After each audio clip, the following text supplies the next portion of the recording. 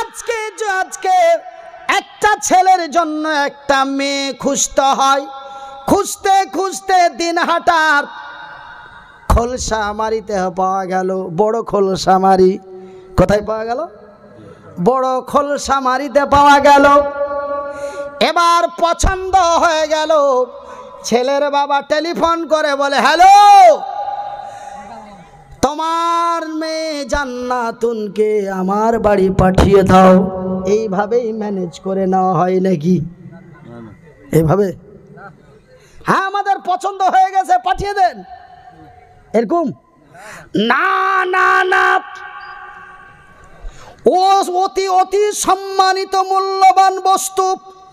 তুই এবং তোর 14 বংশ যে ওকে সুন্দর করে সাজিয়ে গুজিয়ে বউ বানাইয়া মহব্বতের সহিত ইজ্জতের সহিত নিয়ে আয়।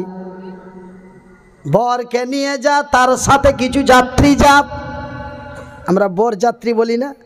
বর মানে যে বিয়ে করবে আর ওর সাথে যারা যাতায়াত করে যাত্রী, এই দুইটাকে মিলিয়ে হয়ে গেল বর যাত্রী। আপনাদের দিকে অন্য যাত্রী বলে নাকি? বর যাত্রী বলে।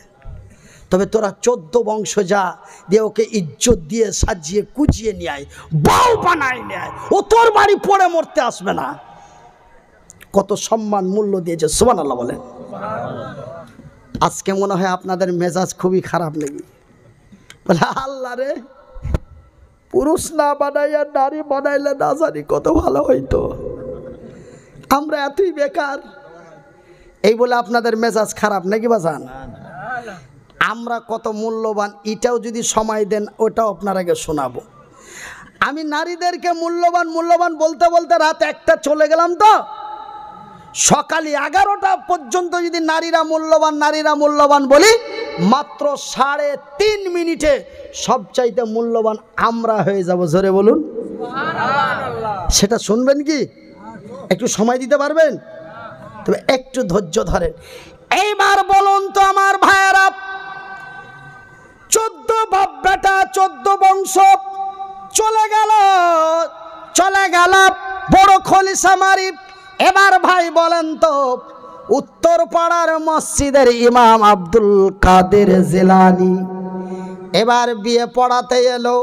ভাই আগে ছেলেটার কাছে যাই না মেয়েটার কাছে আগে যাই? কথা বলেন। কার কাছে যা? সেই মেয়েটা, সেই জান্নাতুন নিসা, সেই আসিফ, সেই জান্নাতুন নিসা, সেই সুলেখা, সেই মারজিয়া, আয়েশা, ওই ছেলেটাকে এখনো রাজি আছে কিনা আবার জেনে আয়। ভাই গো, মেয়েটা যদি না বলে দেয়, গাধার মতো নিচু করে বাড়ি ফিরে আসতে হবে। কথা ঠিক কিনা বলেন? আগে তার কাছে যা। শুধু তাই নয়, এবার উত্তর পাড়ার মাওলানা আব্দুল কাদের এসে মেয়েটার ইজাব কবুল করিয়ে ছেলেটার বিয়ে পড়িয়ে দিল। ভাইজান, মেয়েটা মায়ের পেট থেকে আল্লাহর জমিনে আসার পর থেকে তার নেকা কবুল ইজাব কবুল করার আগে পর্যন্ত ওই নারীটার যা সম্মান ছিল, যখনই তার ইজাব কবুল করা হয়ে গেল, তার সম্মান আরো দ্বিগুণে বেড়ে গেল। ভাই গো, এবার নামটা তার মেয়ে না, মেয়ে নামটা কেটে গেল। এবার ওই মেয়েটা হয়ে গেল বৌমা। কি হলো? বৌমা। শুধু তাই নয়, এবার মেয়েটার বিয়ে হয়ে গেল। 2 মাস 4 মাস 6 মাস গেল। 5 মাসের মাথায় ওই সুলেখা গর্ভবতী হয়ে গেল। তবে ইজাব কবুল করার তারিখ থেকে নিয়ে গর্ভবতী হওয়া পর্যন্ত তার যেই সম্মান ইজ্জত ছিল, যখন মেয়েটা গর্ভবতী হয়ে গেল, তার সম্মান ইজ্জত তার চাইতে আরো বেড়ে গেল। সুবহানাল্লাহ বলে। ভাইজান, এবার ওই মেয়েটা বৌমা থেকে নামটা কেটে এবার সেই ডাইরেক্ট হয়ে গেল কি মা। মায়ের চরণ তলে জান্নাত, জান্নাত। কিন্তু আমরা সামান্য কথাতে বড় পাপ করি। বাপ মায়ের পায়ের নিচে জান্নাত, বাপ বলে তো কোনো শব্দই আসেনি, আর বাপের পায়ের নিচে কোনো জান্নাত নাই। কোরআনও খুঁজে পাবেন না, হাদিসও খুঁজে পাবেন না। কিন্তু মায়ের চরণ তলে জান্নাত, এটা হাদিসে উল্লেখ আছে। তবে বাপ মা, আগে বাপ কেন বলছেন? তবে নবীর বিরোধী কথা, মানে নবীর কাছে সাহাবীরা গেলেন, বারবার করে মা মা বললেন, আর আপনি কোন ভাষা বলছেন? বাপ মার পান নিচে জান্নাত, বাপ মার পান নিচে বেহেশত। বাজে কথা বলবেন না, আল্লাহ নারাজ হয়ে যাবে। যেটা আল্লাহ তার রসুল বলেনি সে কথাটা মুখ দিয়ে বলবেন না। হ্যাঁ, আল্লাহ বলেছেন তোমার মাতা পিতার প্রতি ইহসান করো। আগে মা বলেছে, তারপরে পিতা বলেছে। হ্যাঁ, নবীও পিতা বলেছে, তবে তিনবার মা বলার পরে পিতার কথা বলেছে। পরপর পরপর তিনবার বলেছে, তারপরে বাপ কথাটা ব্যবহার করেছে। আমার ভাইয়েরা, একজন নারী যখন গর্ভবতী হয়ে যায়, তার নিসা নামটা কেটে যায়। হামালাতুহু ওয়া নিসাউহু, এই শব্দ আল্লাহর কোরআন নবীর হাদিসে পাওয়া যায় নাই, কিন্তু পাওয়া গেছে হামালাতুহু উম্মুহু। উম্মুন মানে হামালাত মানে গর্ভবতী। কিন্তু আমার ভাইয়ের, আমার বন্ধুরা, হামালাতুহু ওয়া নিসাউহু এই শব্দ কোথাও পাওয়া যায়নি, কিন্তু পাওয়া গেছে হামালাতুহু ওয়া উম্মুহু। একজন গর্ভবতী নারী যখন তার গর্ভ ধারণ করে, আর তার গর্ভটি যখন 4 থেকে 5 মাসের হয়ে যায়, ওই মায়ের পেটের সন্তানটা মায়ের পেটের ভিতরে পা দিয়ে গুতা মারে, মাথা দিয়ে হুড়া মারে, হাত দিয়ে ঠেলা মারে। মা সহ্য করতে পারে না। দুপুর বেলায় খেতে বসে যন্ত্রণার ঠেলায় মায়ের চোখ দিয়ে ঝরঝর করে পানি এসে যায়। মামার খাবারের থালাটা ঠেলে দিল, আস্তে করে উঠে মা ঘরে চলে গেল। মা দাঁড়িয়ে থাকতে পারল না, মা বসে বিছানায় শুয়ে গেল। মা শুয়ে থাকতে পারে না। মা একবার ডান কট দেয়, মা একবার বাম কট দেয়। মা একবার উঠে, মা একবার বসে। মা একবার বাইরে যায়, একবার মা ঘরে আসে। এমনি করে এক দিনের পর দিন কেটে যায়, রাতের পর রাত কেটে যায়, দিনের পর দিন কেটে যায়, রাতের পর রাত কেটে যায়। আমার নবী, আল্লাহর নবী, দয়ার নবী, বিশ্বের নবী বললেন, রে বিশ্ব জগতের নর নারীরা, রে আল্লাহর বান্দা এবং বান্দিরা, ওই যে গর্ভধারিণী নারীটি, ওই যে গর্ভধারিণী মা রাতের পর রাত যেই কষ্ট পেল, দিনের পর দিন যেই কষ্ট পেল, এই কষ্টের বিনিময় আমার আল্লাহ তারে কি দেয় জানো? আমার আল্লাহ তার বিনিময়টা কি দিয়েছে জানো? একজন আল্লাহর বান্দা, একজন আল্লাহর বান্দা মাগরিব থেকে নিয়ে ফজর পর্যন্ত, ফজর থেকে নিয়ে মাগরিব পর্যন্ত, সকাল থেকে নিয়ে সন্ধ্যা পর্যন্ত, সন্ধ্যা থেকে নিয়ে সকাল পর্যন্ত, সারা দিন সারা রাত্রি আল্লাহ তার রাসূলের জিকির, আজকার, তাসবিহ, তাহলিল, নফল নামাজ এমনি করে করে যতগুলি নফল ইবাদত করে যতগুলি নেকি পাওয়া যায়, এতগুলি নেকি আমার আল্লাহ ওই গর্ভধারিণী নারীর নেকির খাতায় লিখে দেয়। আরেকবার সবাই মিলে নারায়ে তাকবীর, নারায়ে তাকবীর। আমাদের ভারতের প্রধানমন্ত্রী শ্রী নরেন্দ্র মোদি, তিনি বলেছিলেন বেটি বাড়াও और বেটি পড়াও। এই কথা বলার পরে উত্তরপ্রদেশে পেট্রোল দিয়ে জ্বালা হলো।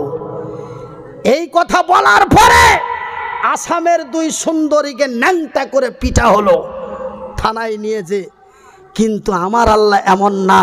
আমার আল্লাহ বলেন যাহা করেন তাহা, জোরে বলুন সুবহানাল্লাহ। এ জাগি জাগি জাগি রে মুসলমান, একটা ঝামেলা লাগিয়ে দিল যে তালাককে ব্যান্ড করে দিল মহিলা ভর্তি নেওয়ার জন্য। মহিলারা বলে, যা তুই তালাক করবি, একদম সুপ্রিম কোর্টে কেস মেরে দেবো, তো লাইফ নষ্ট করে দেবো। কিন্তু আল্লাহ তার রসুলের বিধি বিধানে, আল্লাহ তার রসুলের বিধি বিধানে একজন পুরুষ একজন নারীকে তালাক দিতে পারে, সেই পারমিশনটা ইসলাম তা দিয়েছে। তবে হুট করে তালাক নয়, কয়েকটা ধাপের পরে তালাক দিতে আপনি পারেন। ওই ঢেলের ভুঁই থেকে এসে, জমির চাষ ছেড়ে এসে আপনি ঘরে ঢুকে তালাক দিতে পারেন না। সে ব্যাপারে কথা বলতে গেলে আরও 25 মিনিটের দরকার। কিন্তু আমি যা বুঝতে পারছি কমিটির হাল হাকিকাত দেখে, আপনাদের হাল হাকিকাত দেখে, যে রাত্রি অতিরিক্ত, আর পশ্চিমবঙ্গে বিশেষ করে এত রাত্রি ওয়াজ হয় না। ওয়াজ সারা রাত্রি ধরে ওয়াজ হয় বিহার এবং ঝাড়খণ্ড। বিহার এবং ঝাড়খণ্ড এই 2টা রাজ্যে এবং উড়িষ্যা এবং কলকাতার কিছু কিছু জায়গায় সকাল ফজরের আজান পর্যন্ত জলসা হয়, বাকি কোনো জায়গায় হয় না। 1টা থেকে 1:30টার মধ্যে মাহফিল শেষ করতে হয়। সেহেতু আমি ওনাদের উত্তেজিত দেখে বুঝতে পারছি এবং আপনাদেরও চেহারা দেখে বুঝতে পারছি। সেহেতু আমি সময় আর আপনাদের বেশি দিতে চাই না।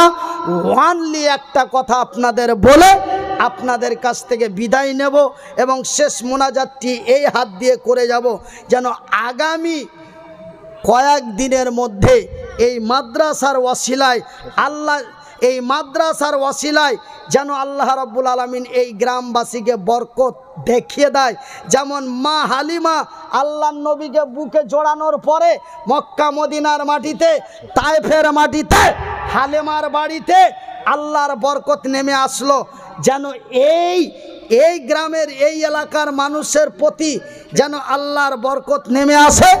এই দোয়াটাই আমি করব। যারা আমার দোয়া নেবেন, যারা আমাকে দোয়া দিবেন, চাপ্পলগুলো খুলে আপনারা নামাজের হালাতে বসে যান। কেন আমি মনিরউদ্দিন নামাজের হালাতে বসেন? কেন আমি মনিরউদ্দিন এই মতো মানুষ, আল্লাহর কাছে আমি এই হাত দুটো দিয়ে যা চেয়েছি তাই পেয়েছি। আমি বলেছিলাম একটা মাদ্রাসা খুলবো, তা খুলে দিয়েছি।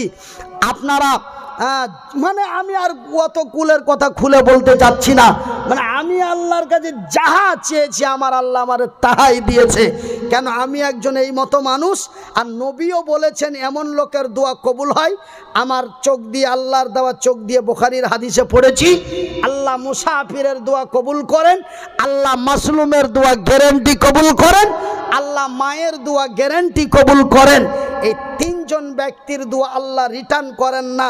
এই কথাটা যদি কেউ অবিশ্বাস করে, তার ইমান থেকে নামটা কেটে যেয়ে তার বেঈমানের নাম চলে যাবে, তার ইমান নষ্ট হয়ে যাবে বা নষ্ট হয়ে যেতে পারে।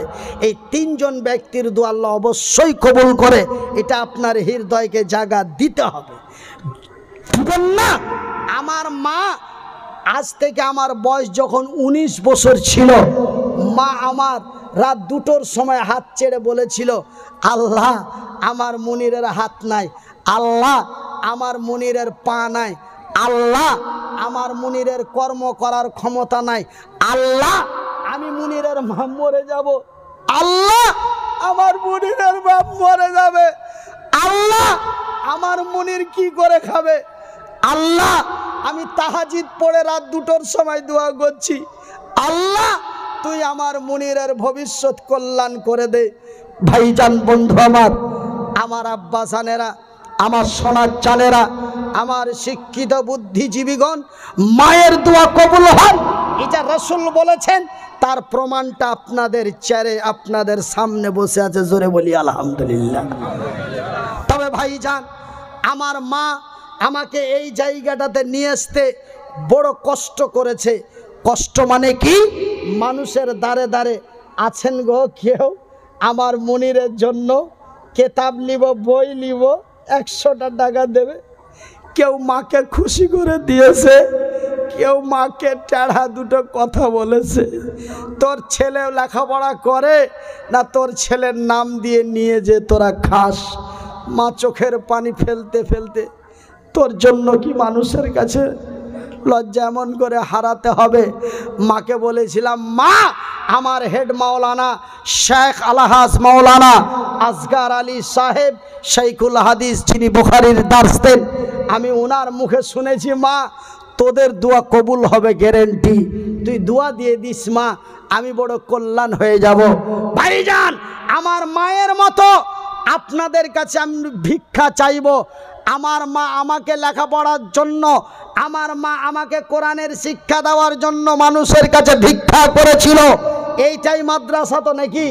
এই মাদ্রাসায় ছোট ছোট বাবাহারা মাহারা মেয়েগুলো আছে, বানাত মেয়েগুলো আছে। এই মেয়েগুলোকে কোরআনের শিক্ষা দেওয়ার জন্য, আমার মেয়েগুলির জন্য, আমার এই মেয়েগুলির জন্য একটু ভিক্ষার হাত বাড়াচ্ছি। আছেন কোনো আব্বা, আছেন কোনো আম্মা, আছেন কোনো ভাইজান, আছেন কোনো বন্ধু, আছেন কোনো চাচা? আমার এই মেয়েগুলির জন্য একজন দাঁড়িয়ে বলবেন 10,000 টাকা দেবো, একজন দাঁড়িয়ে বলবেন আমি 5,000 টাকা দেবো, একজন দাঁড়িয়ে বলবেন ছাদ পিটার জন্য, ছাদ ঢালাইয়ের জন্য 1 কুইন্টাল রড দেবো। আছেন কেউ? একজন দাঁড়িয়ে বলবেন 6 তারিখে ঢালাই আছে নাকি? 6 তারিখে ঢালাইয়ের দিন আমি 10 বস্তা সিমেন্ট দেবো। আমি মনিরুদ্দিন আল্লাহর কসম, আমার এই মেয়েগুলির জন্য আমি একটু ভিক্ষা চাই। আমার এই বানাত মাদ্রাসার মেয়েগুলির জন্য, এই ইয়াতিমা মেয়েগুলির জন্য একটু আপনাদের কাছে ভিক্ষা চাই। আসেন গো, 500 টাকা করে 10 জন ব্যক্তি একটু ভিক্ষা দেবে এই রাসূলের মাদ্রাসার জন্য। আছেন গো? আপনাদের অন্তরে মনে যাহা চাই আমার এই হাতটাতে দিয়ে যাবে। আমি যতদিন আল্লাহর জমিনে বাঁচব, আমার প্রতিদিন মাহফিল আছে, প্রতিদিন মাহফিল আছে। আজকে করি কুচবিহার, কালকে করব উত্তর দিনাজপুর, তারপরে চলে যাব মুর্শিদাবাদ, তারপরের দিন চলে যাব বর্ধমান। এমনি করতে করতে জুন মাসের 13 তারিখ পর্যন্ত একটা দিন ফাঁকা নাই। কয়েকটা দিন ফাঁকা আছে, সেইগুলো অন্য কোনো দেশে বা রাজ্যে দেওয়ার জন্য ফাঁকা রাখা আছে। তার মানে ওটাও ফাঁকা নাই। আপনি যদি খেদে মরে যান, ওই ডেট আপনাকে দেওয়া হবে না।